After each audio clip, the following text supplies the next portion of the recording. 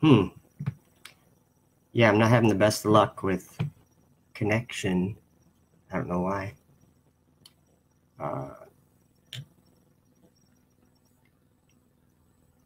Well, all right, I'm out of here, YouTube. Ending the stream. Sorry, Facebook. Hopefully it doesn't kick me off. Hey, Devin. Hey, guys. I tried tagging a bunch of people, and it just right when I hit the live button, it said something went wrong. I don't know what it said, but I want to go over Revelation 12 in a realistic way, because people are reading it like a fairy tale, and I don't think people should be reading it like a fairy tale. Oops. So if you guys want to share this, I'm going to go over the whole chapter 12 in Revelation. So it might take a minute, but because I made some notes. So let's see. I'm going to pull up my notepad. All right. I might just read what I wrote because it might work better than me going on the fly. All right. Revelation 12 has some important things in it. And I'll be reading the King James Version. And there appeared a great wonder in heaven, a woman clothed with the sun, and the moon under her feet, and upon her head a crown of 12 stars. And she being with child cried, travailing in birth, and pain to be delivered. So, excuse me. This I was trying to do this on YouTube too, and it just wouldn't work. I don't know why. What I did is I'm going to stop every once in a while, and I made some notes. These two verses about the wonder in heaven of a woman clothed with the sun. If you want to get a detailed understanding of that, go to Parable of the Vineyard YouTube channel, or just go to YouTube and search Revelation 12 sign or something like that, and you'll find Adam, our brother Adam, has some great videos about that, and they're very detailed. I believe that there was an exact wonder in heaven that matched verses 1 and 2 that we just read, September 23rd to the 24th in 2017, last year. So that's my take on those. But it's important that we keep like our thinking in a certain way. And what I mean by that is we're living in the last days. And you don't have to believe that. That's up to you. But I believe that, so that's why I'm on here. So yeah. Verse 3, back to Revelation 12. And there appeared another wonder in heaven, and behold, a great red dragon, having 7 heads and 10 horns, and 7 crowns upon his heads. Okay, this might take a second to go through this. Notice that the words say that in heaven, a great red dragon. Okay, in heaven, a wonder in heaven. Remember when we saw last year on the 23rd and 4th, when we looked up in the sky to the south, what did we see? We saw a wonder in heaven of a woman clothed with the sun. Now, let's think about this logically and follow through. Keep the context that we have already learned from verse 1 and 2. So I expect to see a great red dragon with 7 heads and 10 horns and 7 crowns upon his heads in heaven. Okay, and that's very important because we need to realize that it's saying in heaven. Okay, we're gonna go and jump to Revelation 17, and we're gonna read some Enoch and a couple things because we have to understand something in order to know what these 7 heads and 10 horns are, because we can know. That's why God gave these visions to these guys, was so that we can know what we're supposed to do and what's happening around us, and most of all, our enemy, so we can know who our enemy is. So let's see here. In Revelation 17, verse 9, it says, or wait, I skipped something, sorry. Okay, the words say that in heaven a great dragon was there. On your own time, go Google search SpaceX Red Dragon and just read up, go to Wikipedia or something, just read up what that program is. Because that program right there, you can verify this for yourself too. Go to Daniel chapter 8, verses 1 through 10, and that is a description, a very detailed description of the launch sequence, or the stage separation sequences and everything of SpaceX Red Dragon. Okay, search a thing out, do it. Okay, in Revelation 17:9 it says, "And here's the mind which hath wisdom.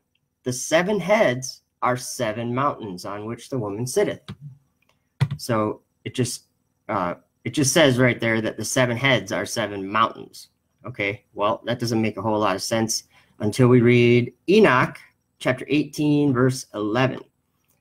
He was being shown the prison that the fallen angels are in, the abyss of fire, and he noticed, or I noticed something that is very kind of different than I used to believe about these fallen angels, or I guess I didn't really think about it too much, but I'm just going to read it. Enoch 18, verse 11.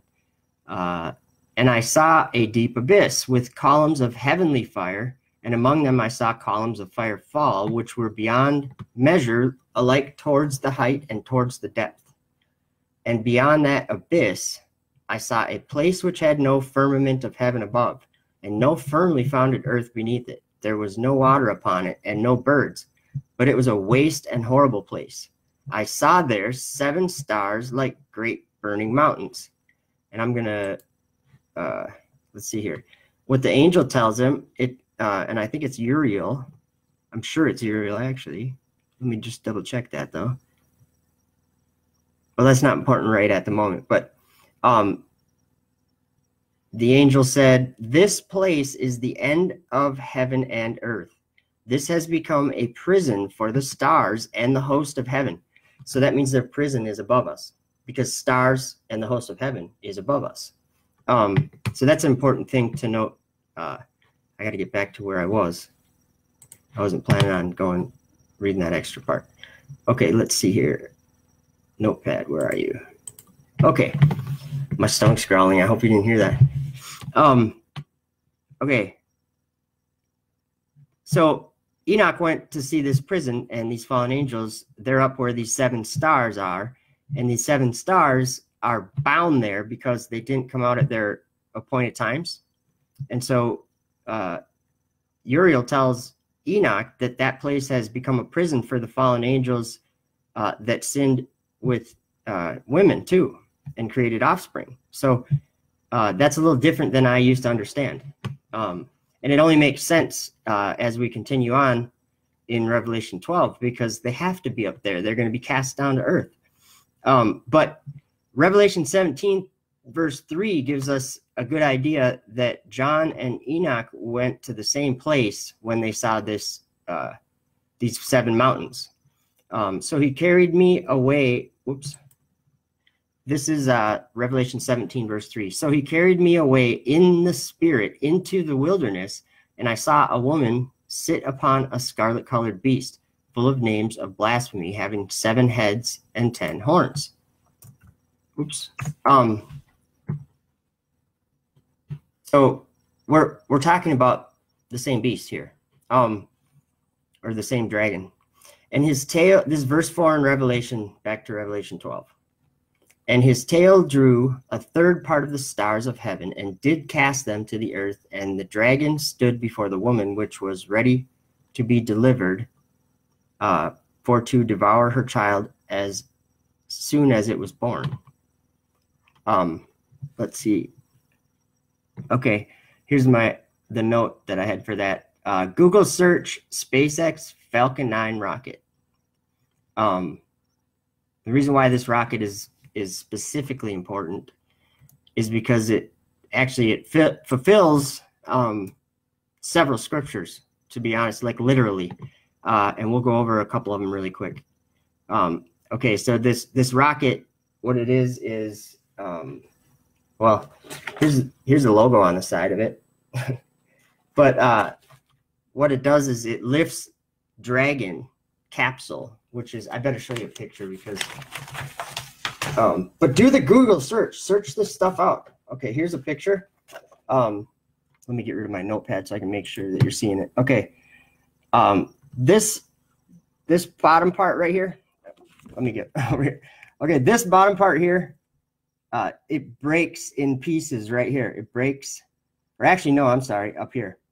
And at the very top there, whoops, let's see here. That's the Dragon. See the Dragon right there? Dragon capsule? That's the horn right there that I believe Daniel saw and John saw. They saw 10 horns. Okay, there we go. It focused. So, and they also saw a beast. So let me read Revelation. Whoops, sorry. Let me read Revelation. Where's my notepad? 13, verses 11 through 14. John sees this. This is a vision. John is he's writing down what he visually saw. That's very important to keep in context, or to keep in the front of our minds. Okay. And I beheld another beast coming up out of the earth, and he had 2 horns like a lamb, and he spake as a dragon. And he exerciseth all the power of the first beast before him, and causeth the earth and them which dwell therein to worship the first beast, whose deadly wound was healed. And he doeth great wonders, so that he maketh fire come down from heaven on the earth in the sight of men, and deceiveth them that dwell on the earth by the means of those miracles which he had power to do in the sight of the beast, saying to them that dwell on the earth, they should make an image to the beast, which had the wound by the sword and did live. Okay, quick note on that. Verse 11, it says, okay, John sees this, remember. He's seeing something, he's describing it. And it says, I beheld, that means I saw, another beast coming up out of the earth, and he had 2 horns like a lamb, and he spake as a dragon. Okay, I'm not one to say that I'm right or something like that. It's not about that. It's about this. Does that match this description like very interestingly close? Coming up out of the earth, 2 horns, speaking like a dragon. Okay, and it goes farther because remember, it's talking about a beast. Well, dragon gives the beast its power, seat, and great authority. So the ISS, just keep that in the front of your mind too, because that is deceiving the world right now. But let me go back to my notepad, sorry. Okay. Revelation 12, verse 5. And she brought forth a man-child. Remember, the woman was travailing in birth, or travailing, I'll go back, and the red dragon was waiting to devour her child. Right? Oh, we need to talk about, I'm not done yet with the Falcon 9 rocket. I'm sorry. Okay. Remember his tail, the dragon's tail, cast a third of the stars of heaven and did cast them to the earth. Okay, this could be the dragon's tail, couldn't it? Just think about that, because there's a lot more to this. And also remember, it says, where are we?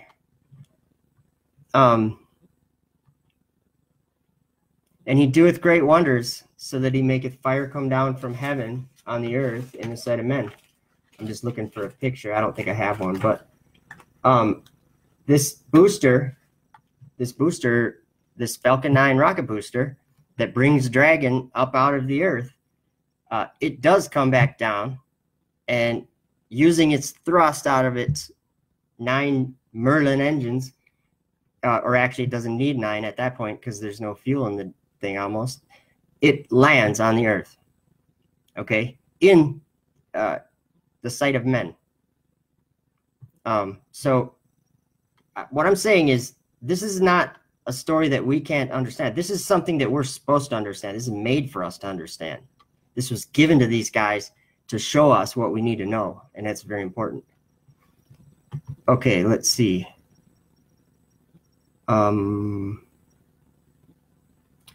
Okay. Yeah, that's all we need to talk about there, I guess. Okay, verse 5 in Revelation 12. And she brought forth a man-child who was to rule all nations with a rod of iron, and her child was caught up unto God and to his throne. Okay, in Revelation 2, verse 26. And he that overcometh and keepeth my works unto the end, to him will I give power over the nations, and he shall rule them with a rod of iron. As vessels of a potter shall they be broken to shivers, even as I received of my Father, and I will give him the morning star. So it is those who overcome that are the man-child, and the remnant is those who don't overcome. The man-child will rule with a rod of iron during Christ's 1,000-year dominion and kingdom. That the saints of the Most High take that kingdom away from that mouth that speaks great things, that one that makes this beast go up. That they take it away from him, and it's handed over to one like the Son of Man. So you're watching that happen right now, which is an amazing thing. I'm just saying it's gradually happening over the course of 3 years.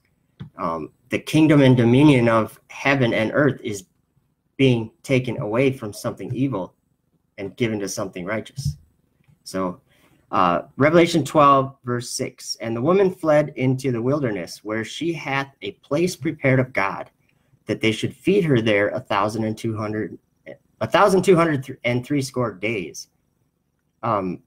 This is the last 42 months that the beast will continue, and I'll give you a verse for that in Revelation 13 in a second. So the remnant will flee into the wilderness because God's prepared a place to go to avoid the persecution of the dragon during those 42 months. Revelation 13, verse 5, and there was given unto him a mouth speaking great things and blasphemies, and power was given unto him to continue 42 months. So 1,260 days is about the same as 42 months. And he opened his mouth in blasphemy against God, to blaspheme his name and his tabernacle and them that dwell in heaven. So we're already talking about them that dwell in heaven, right? So to overcome, or wait, okay. Yeah, verse 7.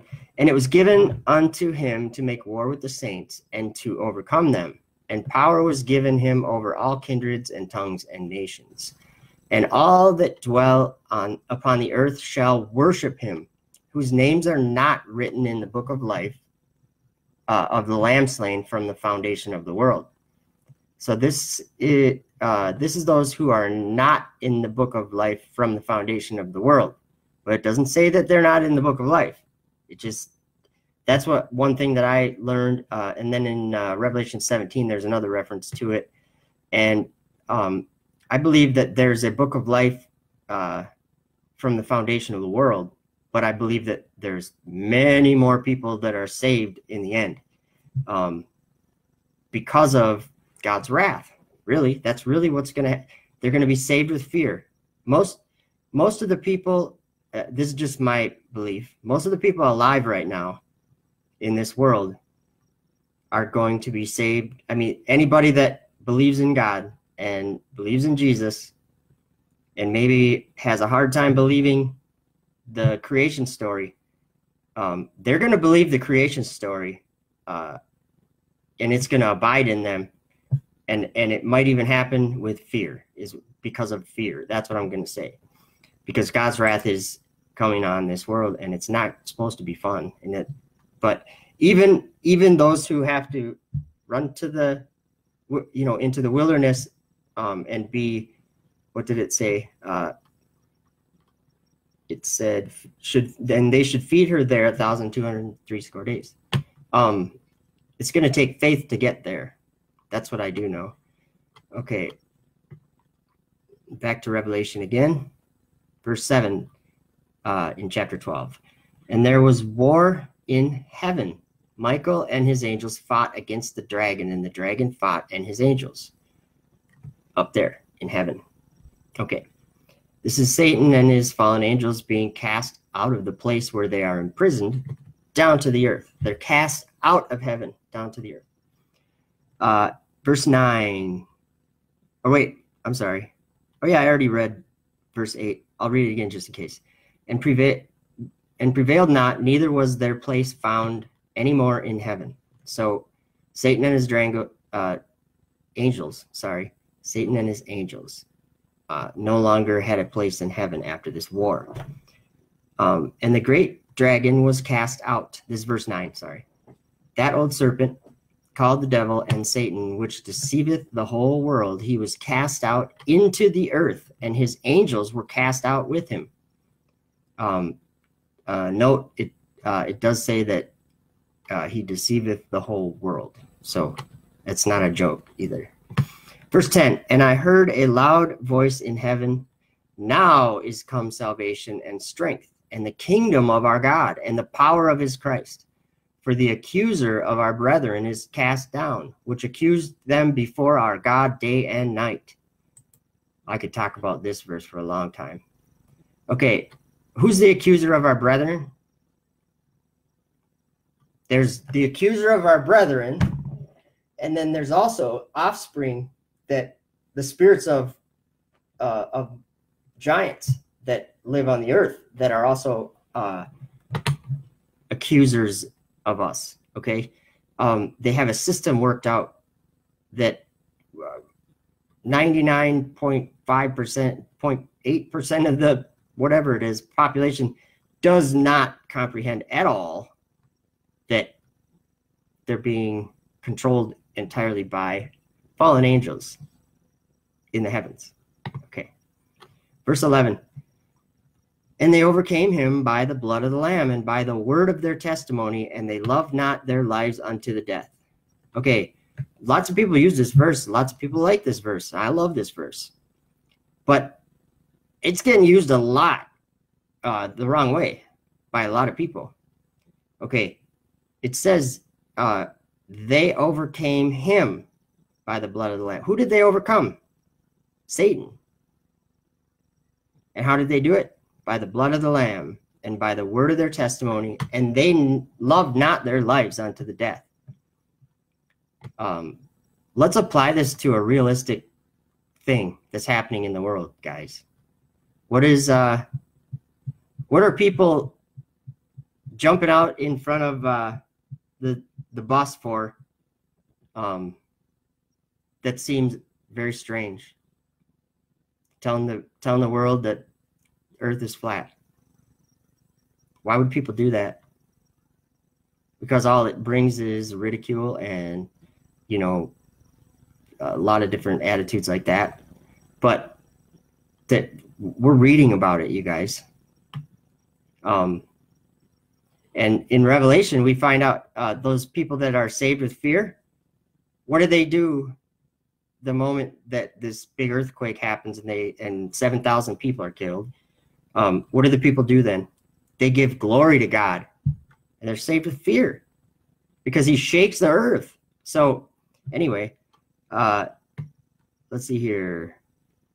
The rest of the world worships the dragon and the beast. This is only 144,000 people that overcame him by the blood of the Lamb. So what I'm saying is these are the children of Israel that will rule with the rod of iron for the 1,000 years with Christ. They're those 144,000 that got sealed in their forehead. They don't believe in the dragon or the beast. Okay. Let's just think about this. Okay. The dragon. Do the flat earthers believe in this? Is this going to space? Not a chance. So I'm the weirdo, though, for saying that. So it should make you think a little bit, because we are talking about a dragon and a beast. Okay. I'm going to have to grab my picture of the ISS, because you got to understand that this story in the Bible, this end times, last days prophecy, is so word for word in this world that, and it's just a blindness that people have. Okay. There's, well, I got to remove my notepad here. Okay. I'm going to make you look at, it'll focus. I got a nice camera here. Okay. Come on. There we go. Okay. Look at that thing sticking down about the center of the screen there. That is called the Russian Soyuz.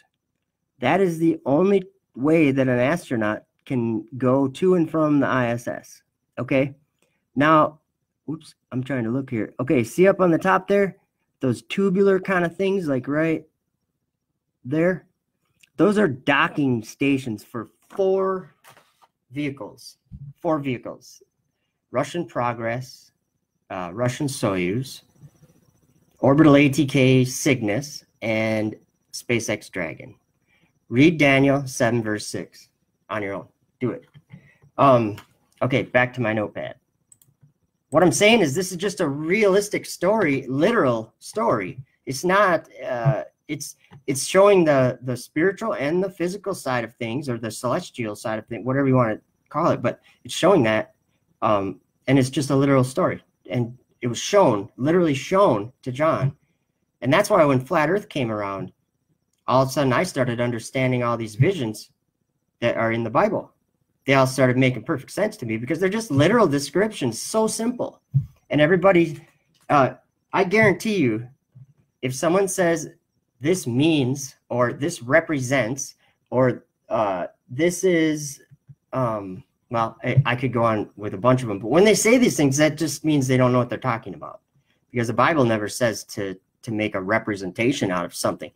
The Bible just simply says, well, in Revelation 1 verse 1, it says this is the revelation of Jesus Christ, and then the story happens. So it is the revelation of Jesus Christ.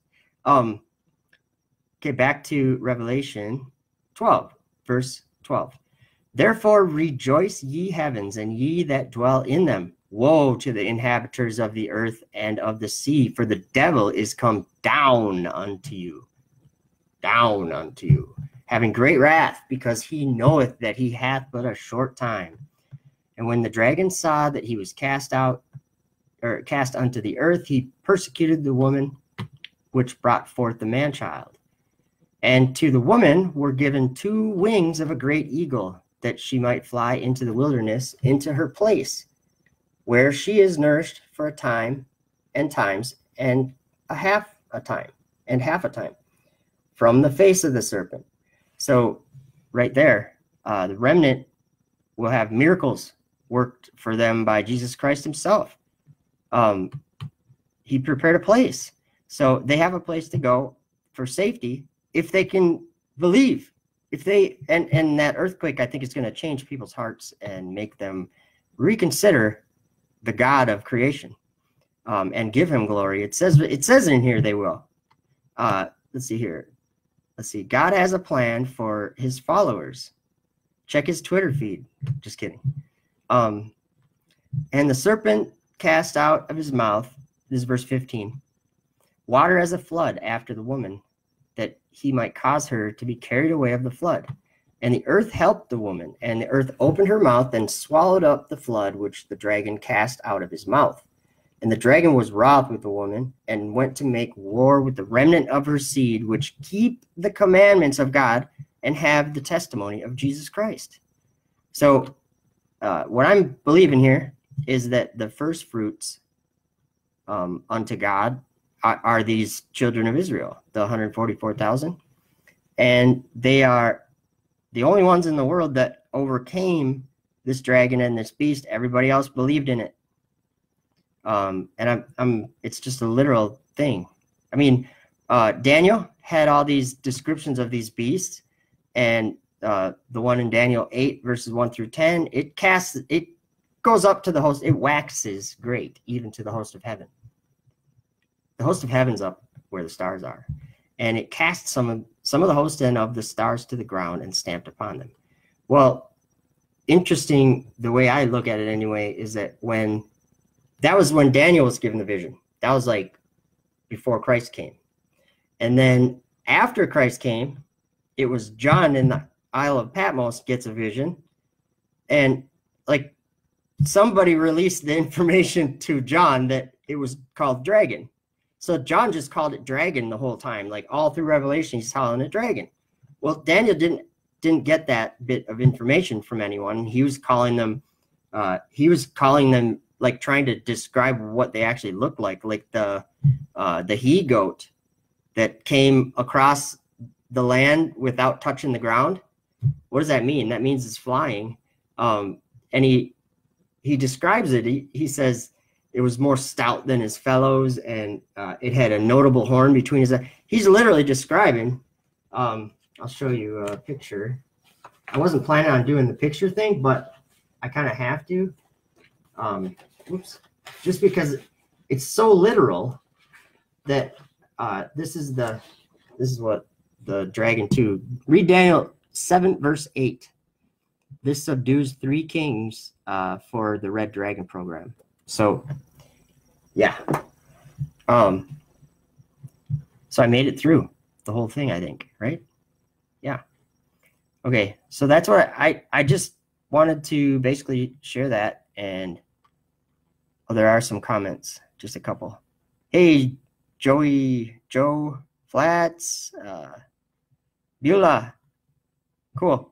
Well, I'm gonna get out of here. YouTube didn't work at all. That was weird. But you guys have a great day and believe the word of God. It's true.